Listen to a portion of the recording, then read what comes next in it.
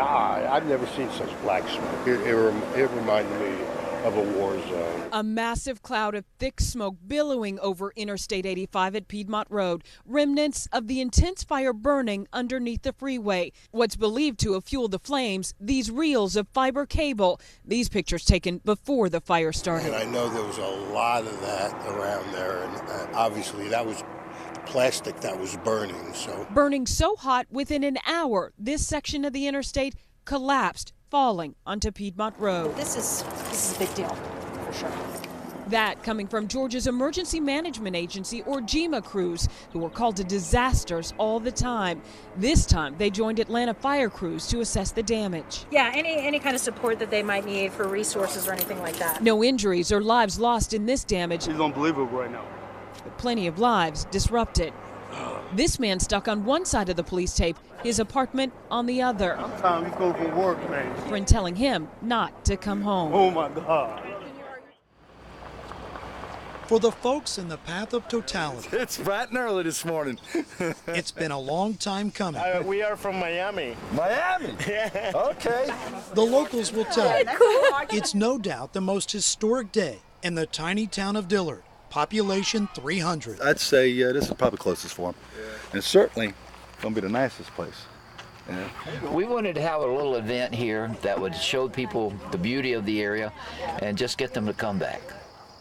And just as everyone had hoped, the sun burned off the crisp morning fog in the foothills of the Blue Ridge Mountains. Bring it on, we're ready. Setting the stage for one of nature's most awe-inspiring events. I woke up at 3 o'clock in the morning to be here, and there was no traffic whatsoever, so I think it was very well worth it. I told him when I found out about it, we are doing this. We are going to go see this. And everyone, yes, everyone that made the trip He's safe, huh? wouldn't miss it for the world. Yeah. Someone asked me if I could say one word that would explain why I'm here. I'd say peace. It's a chance to see something many call spiritual. I've been looking forward to this for a long time. This is not going to happen here for another 375 years. Yeah, it'll be good. And it's a chance Hey, good morning. How you doing? to see Southern hospitality shine in the shadow of greatness. At the Georgia State Capitol, where laws are made, our cameras caught proof that it can be dangerous walking around it. But it's dangerous inside the building too, so not just being a pedestrian. Can you put up a bigger sign? I don't think so. Harris Blackwood is the director of the Governor's Office of Highway Safety. He raises the alert of rising pedestrian deaths in the country and Georgia. You know, when I hear we've lost another person, it grinds on me. I feel like, what can I do? What can I do today? What can I do tomorrow to make this better? 206 pedestrians were killed in Georgia in 2015. In 2016, that rose to 236, and already this year, 53 pedestrians have been killed. Well, this is scary because a lot of the time, they don't stop, especially because I'm small and I must be the visual equivalent of a squirrel, so they just keep going. It's pretty scary. It goes both ways, I guess. It's driver's fault, and also sometimes pedestrians don't pay attention as much as they should. Distractions for both drivers and walkers are believed to be a leading cause for the increase. I teach problem solving for a living. You got to do an is and is not. So what is true about 5 years ago that's not true about now? See, one thing that would seem to jump out at you is texting. You can see where people have hit the sign because they weren't paying attention. So now the push is to raise awareness and bring down the death toll.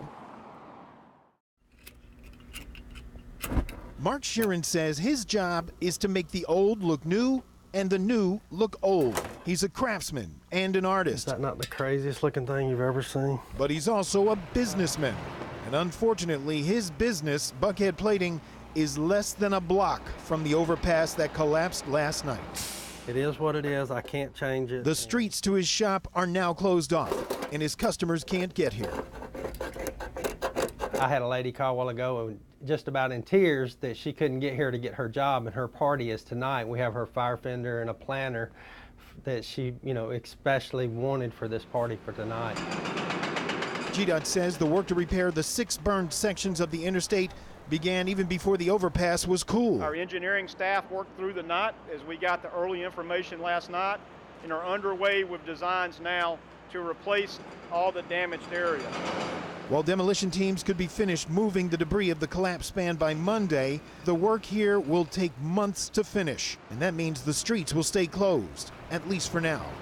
As for Mark Sheeran, his optimism is as buoyant as the American flags that flank his shop. We were here in 1996 when they bombed the other side lounge. They closed the road. We were fine then. I have no doubt we'll be fine now. The energy level is high because when you come to volunteer at this warehouse, you can expect to work. So I was just ready. As soon as we got here, I was like, let's go, I'm ready. But volunteers say this is so much better than work. Yes, we've seen a lot of interesting books, actually. There's one in this How to Talk to Girls. It was just really blunt. That got her friend's attention. He started reading. And I gave it to you. I'm trying to help you. While we're educating others, I'm educating you too. I've been dealing with them all day, all morning. But Alexis doesn't mind. She's been working with classmates and teachers. We get these out to kids all over Georgia. These are a great group of kids. Sorting through and packing pallets of possibilities. So it's a good opportunity knowing like we're helping other kids. We got a ton more to do.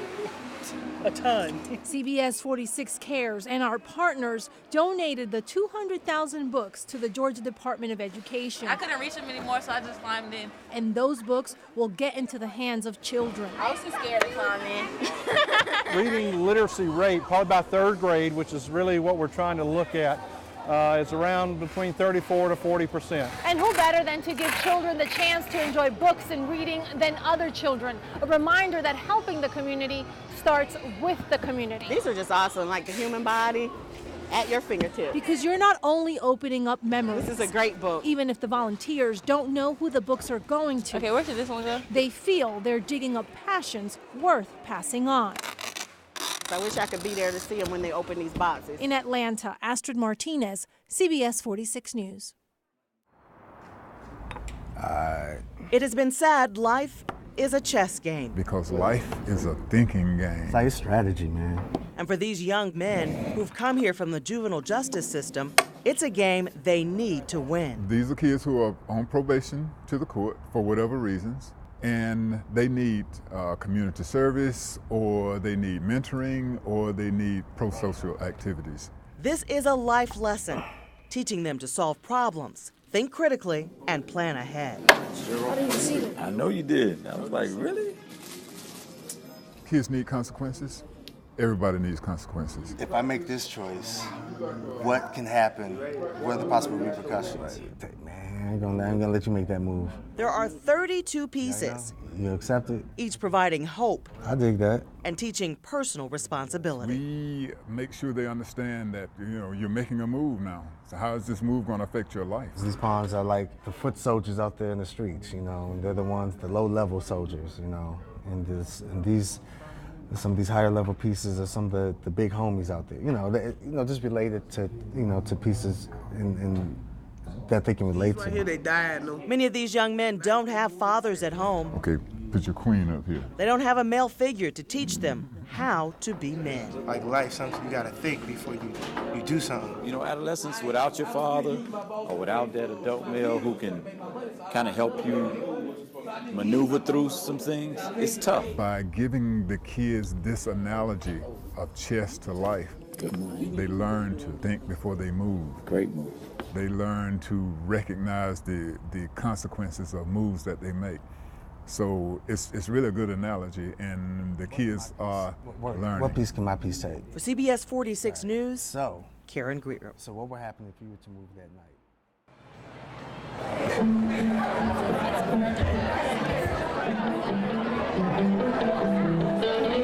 There is a vibe you get in downtown Athens, which quickly becomes music to your ears.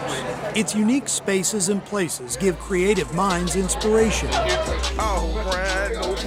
And in this college town, artists look to the past as motivation for the future. Always being around it, REM was sort of at their height when I was young.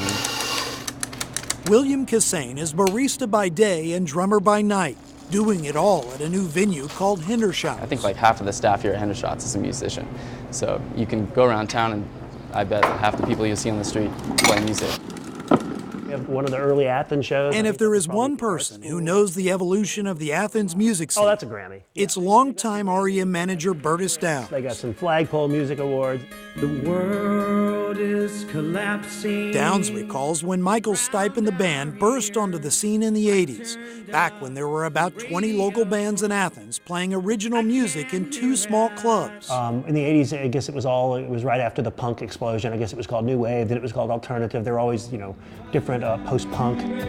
Now it's all kinds of music is played. Now there are nearly 600 local artists and a dozen venues in the classic city, plus record labels, booking agents, and several studios.